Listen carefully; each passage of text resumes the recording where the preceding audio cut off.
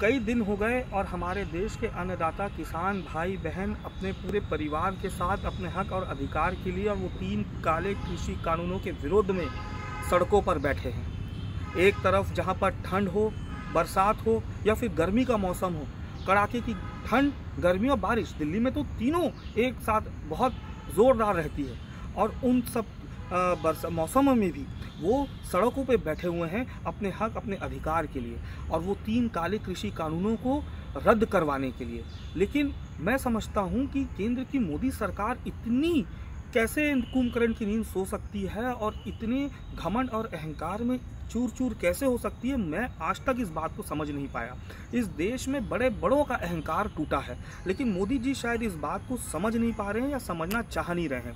मैं उन्हें ये बताना चाहता हूँ कि ये देश का अन्नदाता किसान है जो अपने परिश्रम से, अपने खून और पसीने से हमारी प्लेट में अपनी एड़ियों को खेत में रगड़ कर भोजन की व्यवस्था करता है। और आज वो 3 काले कृषि कानून जो आप लाए हैं, उनकी खेती किसानी को आप निजीकरण के हत्थे चढ़ा रहे हैं। अरे किसान के खेत में अगर शेर भी घुस जाए ना तो बिना परवाह करे डंडा लेके उसको दौड़ा लेते हैं अपनी जान की।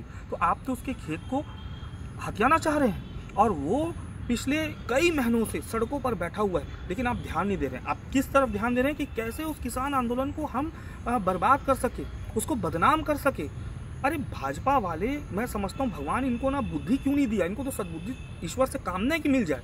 आप किस प्रकार से देश के किसानों को बदनाम करना चाह रहे हैं। आज पूरा देश किसानों के साथ खड़ा हुआ है, पूरी कांग्रेस पार्टी किसानों के साथ खड़ी हुई है और इस अधिकार और सम्मान की लड़ाई में हम सब हमारे किसान भाइयों के साथ हैं। और मैं उन तमाम किसानों को श्रद्धांजलि देता हूं जो इस संघर्ष के दौर में ईश्वर के पास चले गए और मैं उनके परिवार के प्रति भी अपनी सांत्वना महसूस करता हूं, देता हूं। लेकिन इस बात को बिल्कुल कहता हूं कि हम सब किसानों के साथ खड़े हैं, खड़े थे और खड़े रहेंगे।